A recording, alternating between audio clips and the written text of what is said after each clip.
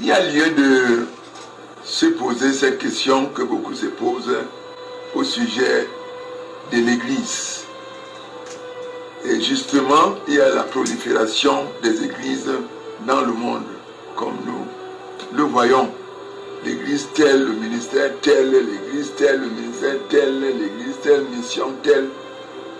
Mais ce que j'aimerais ici dire, c'est que Jésus, le Sauveur du monde, a déclaré dans l'évangile de Matthieu, au chapitre 16 et au verset 18, il a déclaré ouvertement, solennellement, pas en cachette, il a dit, je bâtirai mon église. Il est question de son église. Il n'a pas dit que je bâtirai mes églises, non. Il a dit, je bâtirai mon église, qui veut dire une seule église que Jésus-Christ a bâtie sur cette terre.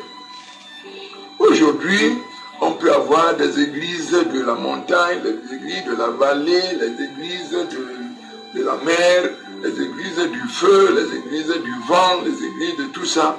Il n'y a pas de problème.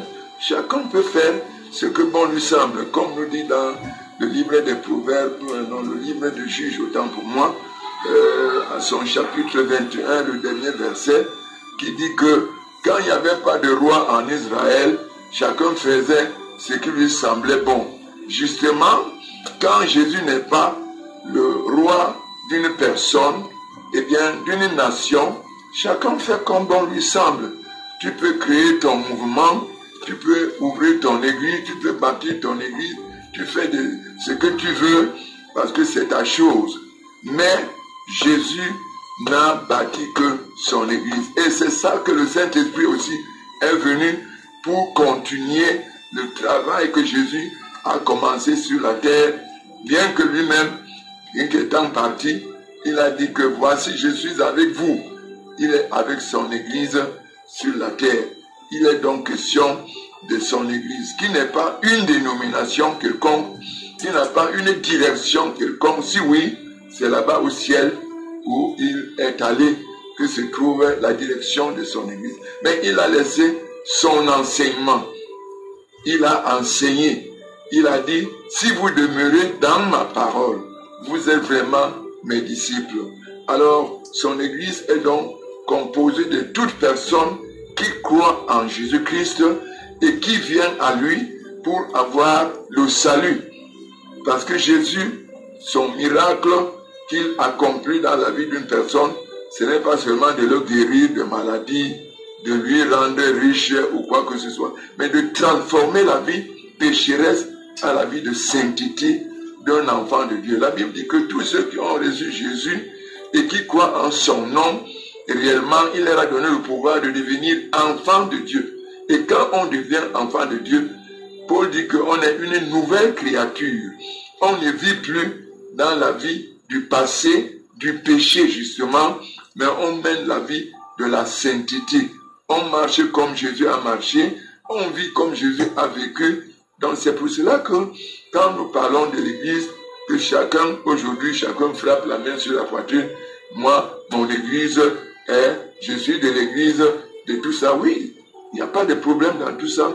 Mais Jésus, lui, il n'a bâti qu'une seule Église qui est ceux qui croient en lui et qui gardent sa parole.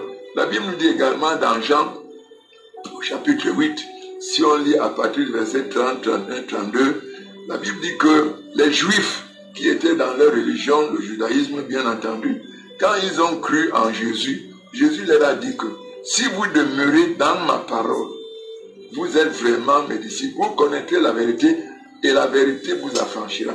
Donc, ceux qui sont partis ou membres de l'église de Jésus-Christ sont ceux qui connaissent la vérité de Jésus-Christ. Ce n'est pas la vérité des gens que chacun a sa façon de dire et il appelle sa vérité. Donc, il n'y a pas une autre que celle que Jésus-Christ a enseignée et qu'il faut suivre, observer, pratiquer, vivre cela et attendre Jésus qui va revenir chercher son église. il viendra chercher son église. Et par ailleurs, il dit que beaucoup lui diront que Seigneur, Seigneur, nous avons fait ceci en ton nom. Nous avons fait cela en ton nom. Et nous avons prophétisé en ton nom. Nous avons fait des miracles en ton nom. Nous avons fait tous ces faits dans tous ces milieux-là qu'on appelle église ou ministère ou quoi. Tout ça se dit au nom de Jésus. Et même Jésus dit qu'il les répondra. Il leur dira ouvertement que éloignez-vous de moi. Je ne vous ai jamais connu. Vous avez fait tout cela en mon nom. Mais moi, je ne vous ai pas connu. Je ne vous connais pas. Parce que vous commettez d'iniquité. Le problème du monde, c'est le péché. Et Jésus-Christ est donc venu pour libérer les gens du péché et les faire les enfants de Dieu. Ce n'est pas les faire un groupe, une dénomination, une constitution en tant que telle. C'est la vie de Jésus-Christ qui vive la vie de Jésus-Christ. La Bible dit que celui qui dit qu'il le connaît doit marcher comme lui-même a marché.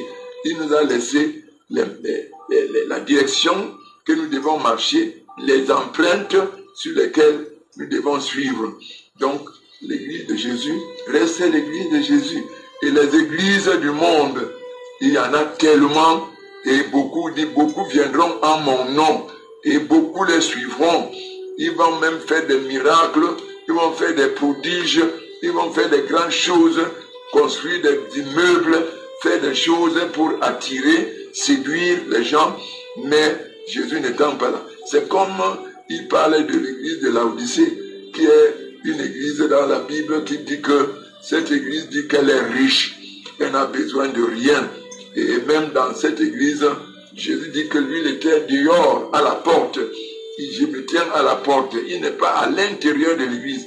Il est là dehors, parce que les riches sont là. Ils n'ont pas besoin de Jésus.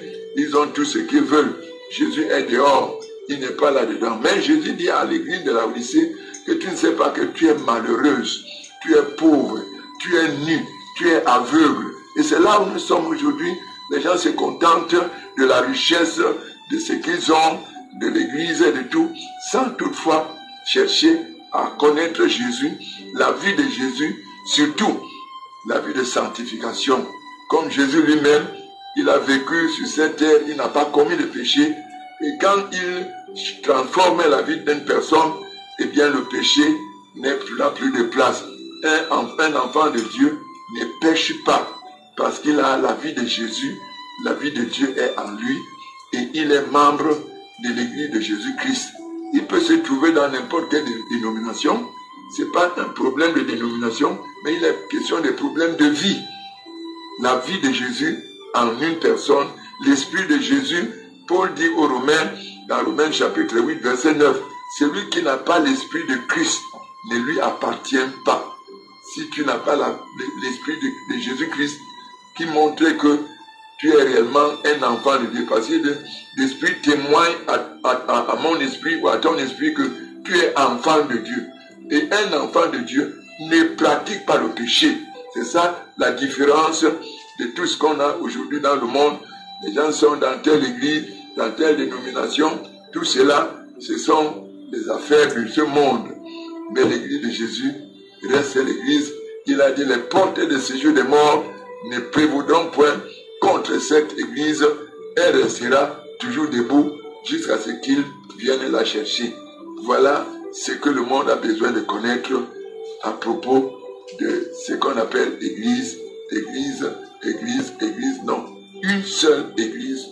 Et cette église, c'est Jésus qui est le patron, c'est Jésus qui est le fondateur, et c'est Jésus qui l'a établi.